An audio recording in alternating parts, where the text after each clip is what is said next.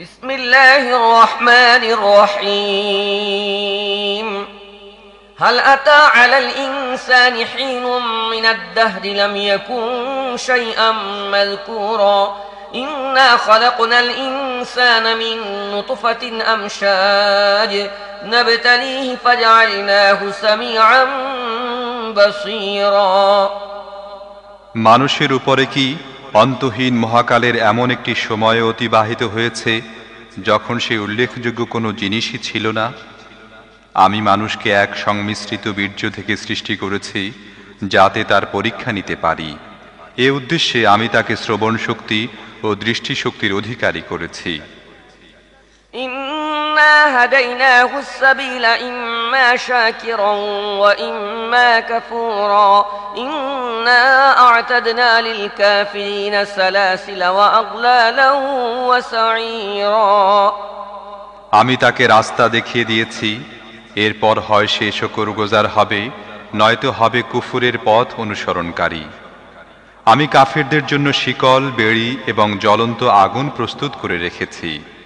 إن الأبرار يشربون من كأس كان مزاجها كافورا عينا يشرب بها عباد الله يفجرونها تفجيرا يوفون بالنذر ويخافون يوما كان شره مستطيرا বেহেশতে নেককার লোকেরা পান পাত্র থেকে এমন শরাব পান করবে যাতে কর্পূর পানি সংমিশ্রিত থাকবে। এটি হবে একটি বহমান ঝর্ণা। আল্লাহর বান্দারা যার পানির সাথে শরাব মিশিয়ে পান করবে এবং যেখানে ইচ্ছা সহজেই তার শাখা প্রশাখা বের করে নেবে।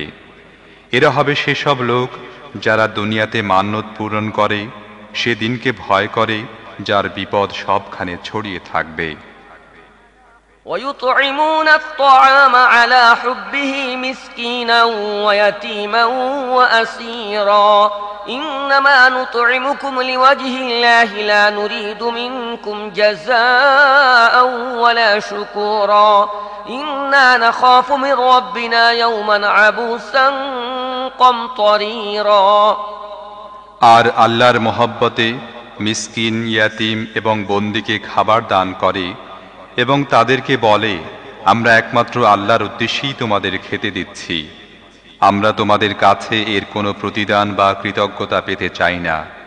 আমরা তো আমাদের রবের পক্ষ থেকে সেদিনের আযাবের ভয়ে ভীত, যা হবে কঠিন বিপদ ভরা অতিশয় দীর্ঘদিন।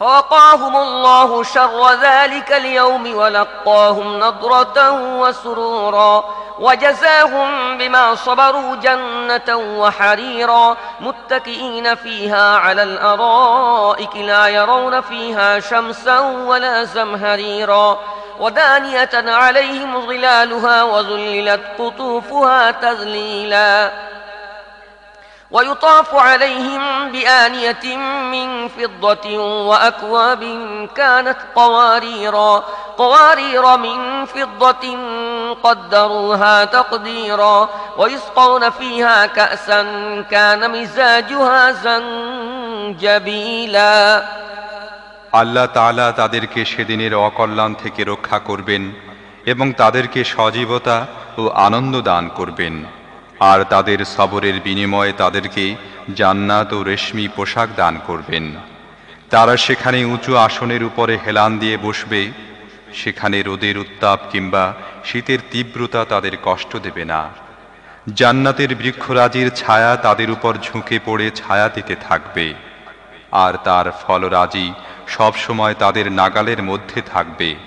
তারা যেভাবে ইচ্ছা চয়ন করতে পারবে। তাদের সামনে রৌপ্য পাত্র এবং স্বচ্ছ কাঁচের পাত্রসমূহ পরিবেশিত হতে থাকবে। কাঁচ পাত্র হবে রৌপ্য জাতীয় ধাতুর, যা জান্নাতের ব্যবস্থাপকরা যথাযথ পরিমাণে পূর্ণ করে রাখবে। সেখানে তাদের এমন সুরা পাত্র পান করানো হবে যাতে শুকনো আদার সংমিশ্রণ থাকবে। عينا فيها تسمى سلسبيلا ويطوف عليهم ولدان مخلدون إذا رأيتهم حسبتهم لؤلؤا منثورا وإذا رأيت ثم رأيت نعيما وملكا كبيرا عاليهم ثياب سندس خضر واستبرق وحلوا أساور من فضة وسقاهم ربهم شرابا طهورا إن هذا كان لكم جزاء وكان سعيكم مشكورا এটি জান্নাতের একটি ঝর্ণা যা সালসাবিল নামে অভিহিত। তাদের সেবার জন্য এমন সব কিশোর বালক সদা তৎপর থাকবে যারা চিরদিনই কিশোর থাকবে। তুমি তাদের দেখলে মনে করবে যেন ছড়ানো ছিটানো মুক্তা। তুমি সেখানে যে দিকেই তাকাবে সেদিকেই শুধু নিয়ামত আর ভোগের উপকরণের সমাহার দেখতে পাবে এবং বিশাল সাম্রাজ্যের সাজ সরঞ্জাম তোমাদের দৃষ্টিগোচর হবে। তাদের পরিধানে থাকবে মিহি রেশমের সবুজ পোশাক এবং মখমল ও সোনালী কিংখাবের বস্ত্ররাজি, আর তাদেরকে রৌপ্যের কঙ্কন পরানো হবে। আর তাদের রব তাদেরকে অতি পবিত্র শরাব পান করাবেন। এ হচ্ছে তোমাদের জন্য প্রতিদান, কারণ তোমাদের কাজকর্ম মূল্যবান প্রমাণিত হয়েছে।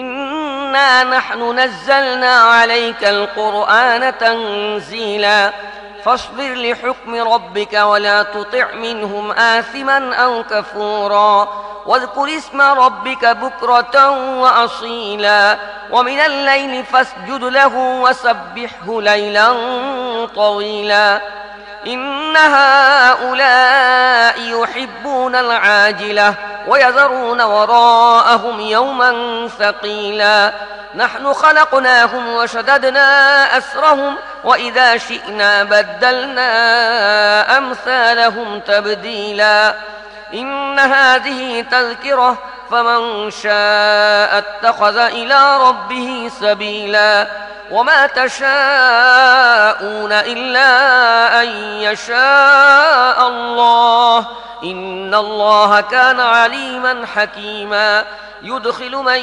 يشاء في رحمته والظالمين أعد لهم عذابا أليما হে নবী, আমি তোমার উপরে এই কোরআন অল্প অল্প করে নাজিল করেছি, তাই তুমি ধৈর্যের সাথে তোমার রবের হুকুম পালন করতে থাকো এবং এদের মধ্যকার কোনো দুষ্কর্মশীল এবং সত্য অমান্যকারীর কথা শুনবে না। সকাল সন্ধ্যায় তোমার রবের নাম স্মরণ করো, রাতের বেলায়ও তার সামনে সিজদায় অবনত হও। রাতের দীর্ঘ সময় তার তাসবিহ অর্থাৎ পবিত্রতা বর্ণনা করতে থাকো। এসব লোক তো দ্রুত লাভ করা যায় এমন জিনিসকে অর্থাৎ দুনিয়াকে বেশি ভালোবাসে এবং ভবিষ্যতে যে কঠিন দিন আসছে তাকে উপেক্ষা করে চলছে। আমি এদের সৃষ্টি করেছি এবং এদের প্রতিটি অঙ্গ প্রত্যঙ্গ ও সন্ধিস্থল মজবুত করেছি, আর যখনই চাইব তাদের আকার আকৃতি পরিবর্তন করে দেব। এটি একটি উপদেশ বাণী। এখন কেউ চাইলে তার রবের দিকে যাওয়ার পথ অবলম্বন করতে পারে। তোমাদের চাওয়ায় কিছুই হয় না যদি আল্লাহ তা না চান। আল্লাহ সর্বজ্ঞ ও সুবিজ্ঞ। যাকে ইচ্ছা তিনি তাকে তার রহমতের মধ্যে শামিল করেন, আর জালেমদের জন্য প্রস্তুত রেখেছেন কঠিন শাস্তি।